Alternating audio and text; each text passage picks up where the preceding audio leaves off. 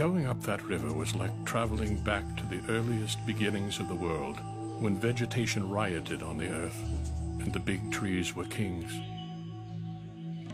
An empty stream, a great silence, an impenetrable forest. The air was warm, thick, sluggish. There was no joy in the brilliance of sunshine. When prize-winning author Joseph Conrad wrote his novella Heart of Darkness, a journey into the terrifying depths of man's soul, he turned to the cruelest place on earth for inspiration, the Congo. It wasn't the Congo's inhabitants that made it that way. It was a ruthless succession of outsiders, beginning with Leopold II, a Belgian king with a lust for wealth and a passion for murder. Leopold was a very frustrated man as the king of a small country. And he had the conviction that to be worth anything in the world, a country had to have colonies. And he was a very single-minded man about that. King Leopold ascended the Belgian throne in 1865. 9 years later, an American explorer and journalist captivated the world with his stories of peril and pursuit in the farthest reaches of Africa. His name was Henry Morton Stanley. Stanley had discovered this area, which was the Congo, essentially, and he came back to Europe with the tales of what he'd seen there, the riches, the natural abundance, the ivory, the rubber, the gum, the palms, the trees, the timber, and this got someone very excited. It basically excited King Leopold of Belgium, and he thought, that's what I want. Leopold was eager for his own piece of the African pie, which was being sliced up into colonies by other European powers, but he had no idea where to start. So in 1878, Leopold turned to Stanley, hoping the experienced explorer could help him take over the Congo. He did. 1 year later, Stanley was back in Africa as King Leopold's agent. He approached the Congo's tribal chiefs with land treaties and tricked over 500 of them into signing. Obviously, they couldn't read, they didn't know what it meant, and they sold their birthright for a few beads. It basically meant that they were handing over the rights to their land and the rights to trade, and they were handing that control over to King Leopold. Because what was extraordinary about the Congo was that it wasn't, at the beginning, a Belgian colony. It was essentially personal property of King Leopold II. While Stanley was in Africa, gobbling up a region 80 times the size of Belgium, Leopold was back in Brussels figuring out how to make his gamble pay off. In 1879, Leopold created a private company whose stated mission was to free the Congolese people from foreign oppressors, namely Arab slave traders who were kidnapping native villagers and selling them into slavery abroad. Leopold assured the world his regime, which he called the Congo Free State, would bring prosperity and fair trade to the Congo. This, he said publicly, was the humanitarian thing to do, but his true goals were far different. Well, he didn't believe in free trade. He didn't care at all for the indigenous population. He had absolutely no humanitarian ideals whatsoever. His aim was to create a colony for Belgium and make money. In 1887, a discovery made half a world away would be Leopold's lucky break. Scotsman John Dunlop developed a useful and inexpensive way to revolutionize travel: rubber tires. The Congo was one of only a handful of places in the world where rubber grew wild, and Leopold acted quickly to exploit it. He formed the Force Publique, an army of Belgians and Africans, and got them to force Congolese natives into rubber harvesting. It was dangerous work and required scaling the tops of trees where the valuable vines hung. Leopold's rush to corner the world's rubber market led to a whole new form of slavery in the Congo, and a reign of terror so brutal it would become the worst genocide in African history. It began with a hard leather whip called a chicotte.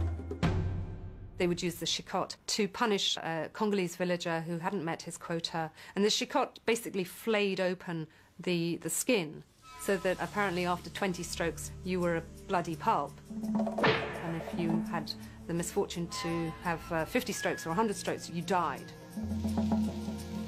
So it became synonymous with Leopold's rule, and it was a horrible, feared instrument of torture. But to the outside world, the Congo seemed like a perfect colony, profitable, productive, and civilized, all thanks to King Leopold. Meanwhile, inside the Congo, things went from bad to worse. When the rubber workers inevitably collapsed from exhaustion, starvation, or disease, the Force Publique shot them and were ordered to cut off their hands. The Force Publique were issued with bullets, and the officers who were commanding these mercenaries wanted to see results. So for one of these soldiers not to get punished, if he was sent out with 10 cartridges, he had to have 10 hands of his victims. It's proof that he hadn't wasted his bullets. Often, of course, some of these bullets had been wasted, so there was this extraordinary pictures you get of living Congolese who, while they were still alive, had had their hands severed.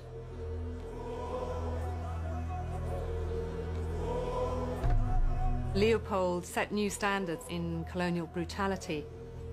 I think he did that because he just was a man in a great hurry, and he didn't think of the Congolese as human. Few statistics were collected at the time, but estimates put the total number of murdered Congolese at well over 10 million. By 1901, the Congo was one of the world's largest rubber suppliers, and King Leopold profited handsomely. He lived the high life in Belgium and in several chateaux and villas throughout Europe. Leopold never set foot in what was ironically known as the Congo Free State, and I think that made it easier for him. He could not look face to face with the evidence of what he had done to that country.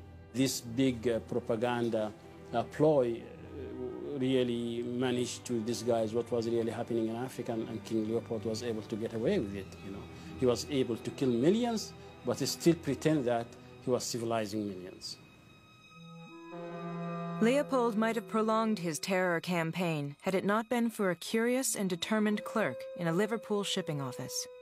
His name was Edmund Morel. Morel looked at the shipping manifests and discovered that while a great deal of rubber and ivory was coming from the Congo, practically nothing was going back. The main items which were carried in the ships going from Antwerp to the Congo were arms and ammunition, which obviously weren't going to be supplied to the Congolese. So that struck him as extremely suspicious.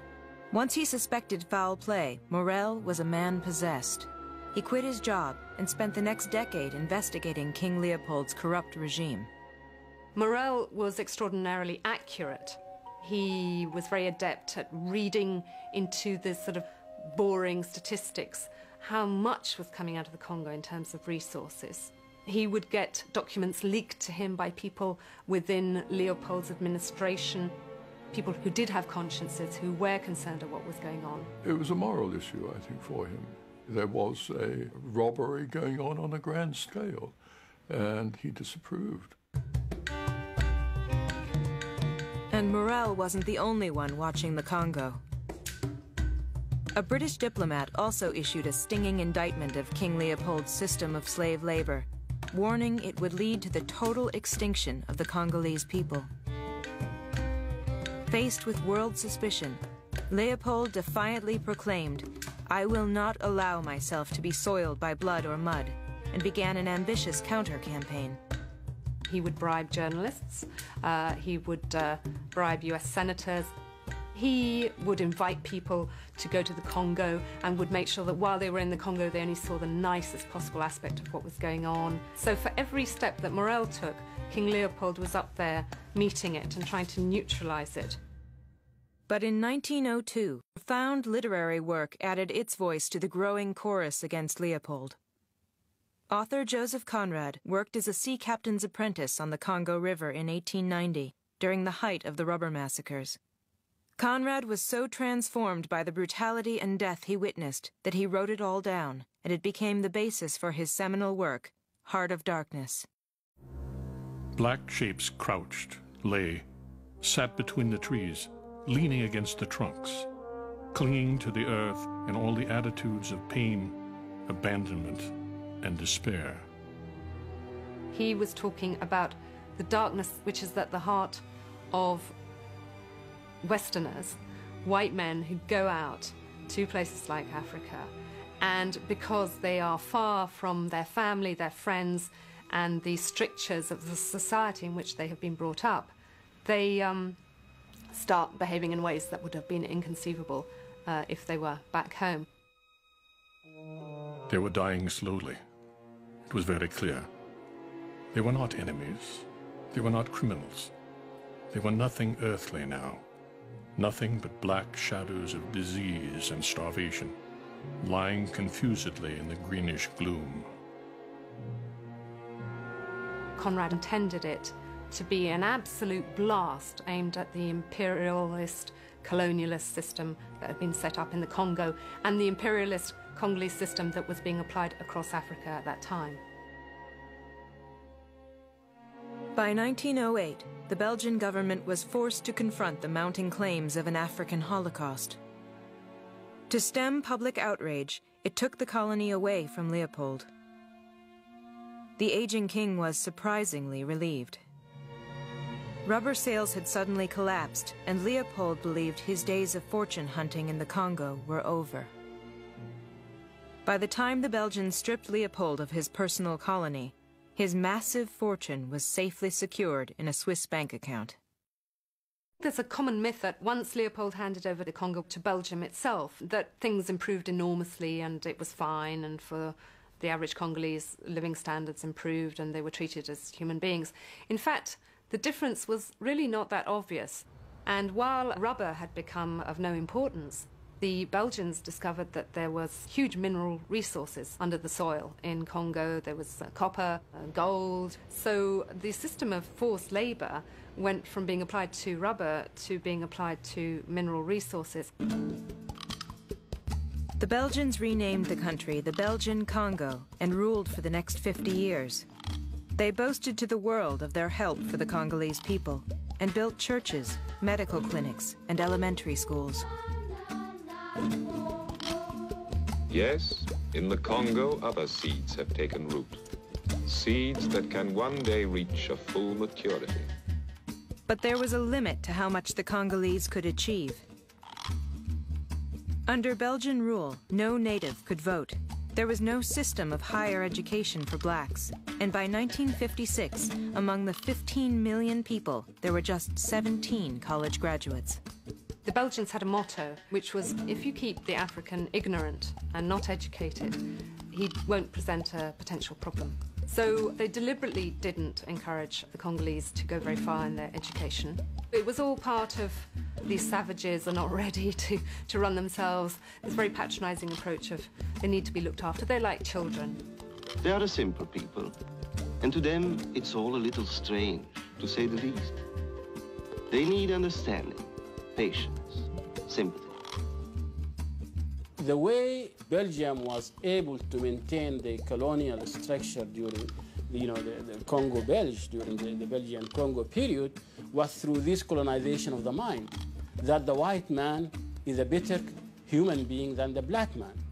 And they pumped that message into the population through all forms of education, even in churches. And the people became sort of subdued and colonized internally in their mind.